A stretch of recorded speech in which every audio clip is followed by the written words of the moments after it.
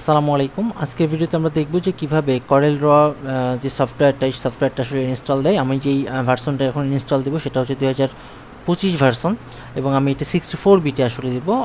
তো এই জন্য প্রথমে এই যে 2 নম্বর যে ফাইলটা আছে আইএসও ফাইলটা, এই আইএসও ফাইলের উপরে ডাবল ক্লিক করব। হ্যাঁ, ডাবল ক্লিক করে আমি যেহেতু 64 বিটে দিব, এই 64 বিট ওপেন করে নিলাম। এরপরে দেখেন এখানে setup.exe আছে। হ্যাঁ, তো এইখানে কি করব, ডাবল ক্লিক করব। হ্যাঁ, ডাবল ক্লিক করলে একটা পপ আপ আসবে, আপনি হয়তো বা স্ক্রিনে এটা দেখতে পাবেন না যেহেতু আমি স্ক্রিন রেকর্ড করছি।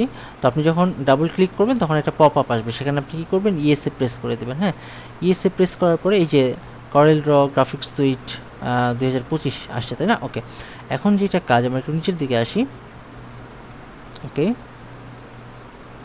ওকে, এখন আমি এখানে অ্যাগ্রি করলে আমাকে নেক্সট একটা পেজ দিবে। তো এইখানে আমি যেটা করব সেটা হচ্ছে যে আমার ইমেল অ্যাড্রেস এবং হচ্ছে সিরিয়াল কিটা আমি দিব, দিয়ে আমি নেক্সট করব। হ্যাঁ, যেহেতু এটা সিকিউরিটি পারপাসে আমি আসলে বা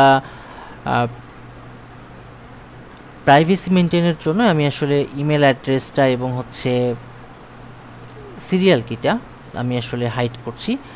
ওকে, আচ্ছা, ওইটাতে নেক্সট যখন আপনি প্রেস করবেন, আচ্ছা যখন অ্যাগ্রিতে প্রেস করবেন তখন এরকম ফুল নেমের এখানে আপনার ইমেইলটা শো হবে। আপনি চাইলে এখানে আপনি আপনার নামও লিখতে পারেন। এইবার হচ্ছে কি সিরিয়াল নাম্বার। হ্যাঁ, তো যখন আপনি সফটওয়্যারটা কিনবেন সফটওয়্যারের ভিতরেই কিন্তু আপনি আসলে সিরিয়াল কিটা পেয়ে যাবেন বা সিরিয়াল নাম্বারটা পেয়ে যাবেন। তো সেই নাম্বারটা এখানে দিয়ে নেক্সটে প্রেস করবেন। ওকে, আচ্ছা, আমি যখন হচ্ছে সিরিয়াল কিটা যখন দিলাম বা নাম্বারটা দিলাম, নাম্বারটা দেওয়ার পর এইরকম একটা অপশন আসবে। তো এখান থেকে আমি যেটা করব সেটা হচ্ছে কাস্টম ইনস্টলেশন, এখানে ক্লিক করব। হ্যাঁ, তো ক্লিক করলে এগুলো সবগুলোতে আমরা চেকমার্ক দিয়ে রাখবো, দিয়ে রাখার পরে নেক্সটে প্রেস করব। ওকে, আচ্ছা, এখানে যেমনটা আছে তেমনটা থাকবে, থাকার পরে আচ্ছা এখানে ইনক্লুড আছে, সবগুলোই চেকমার্ক দেওয়া আছে। আমরা কি করব, নেক্সটে ক্লিক করব। ওকে, নেক্সটে ক্লিক করলে আপনার এই সফটওয়্যারটা কোথায় ইনস্টল হচ্ছে সেই ইনস্টলটা এখানে দেখাবে এবং এখানে আমরা ল্যাঙ্গুয়েজটা ডিফল্টভাবে ইংলিশ সিলেক্ট করা আছে। আপনি যদি অন্য কোনো ল্যাঙ্গুয়েজ ইউজ করতে চান সেক্ষেত্রে আপনি এখানে সার্চ দিয়ে আপনার সেই ল্যাঙ্গুয়েজটা সেট করে দেবেন, দিয়ে ইনস্টল নামে ক্লিক করবেন। ওকে,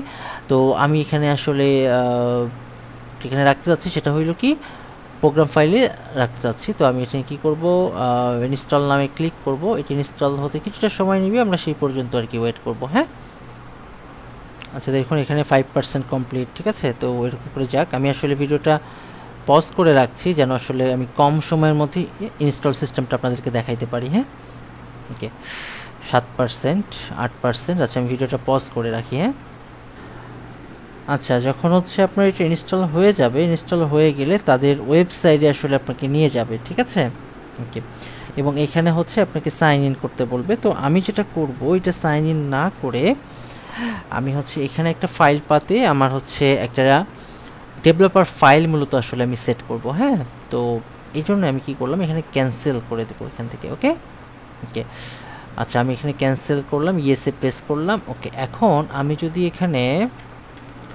করেল ড্রটা লিখি, ওকে,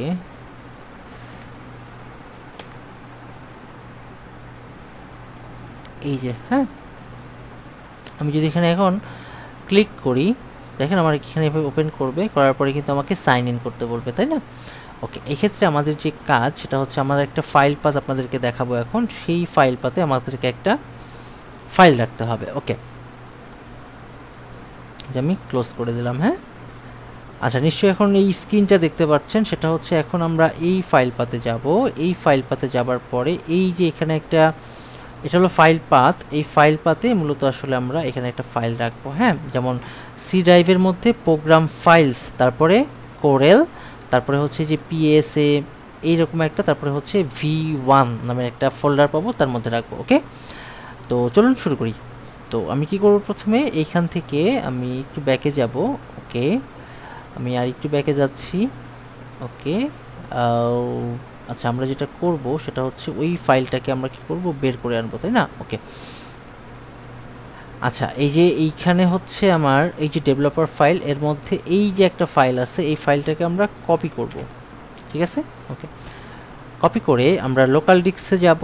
এইখান থেকে প্রোগ্রাম ফাইলস নামের একটা অপশন পাবো। হ্যাঁ, আচ্ছা, শুধু প্রোগ্রাম ফাইলস, আচ্ছা প্রোগ্রাম ফাইলস হচ্ছে এখানে একটা আছে আর এইখানে। তো আমরা যাব এই যে প্রোগ্রাম ফাইলস, এইটাতে ডাবল ক্লিক করব।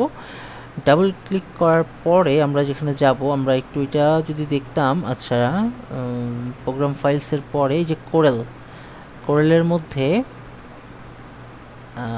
এই যে এই ফোল্ডারটা দেখছিলাম এর মধ্যে V1 এর মধ্যে এটা ওপেন করব, করে রাইট ক্লিক করে ওইটাকে পেস্ট করে দেব, তখন এটা রিপ্লেস যাবে, এটাকে রিপ্লেস করে দেব। হ্যাঁ, কন্টিনিউ প্রেস করব, ওকে হয়ে গেছে, একটা রিফ্রেশ দিব।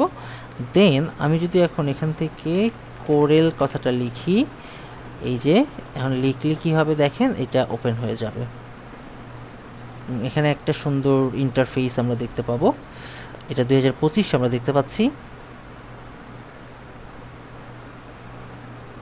কিছুটা সময় নেবে যেহেতু একটা এনভায়রনমেন্ট তৈরি করছে। অলমোস্ট ডান বলছে, ওকে ফাইন। এই যে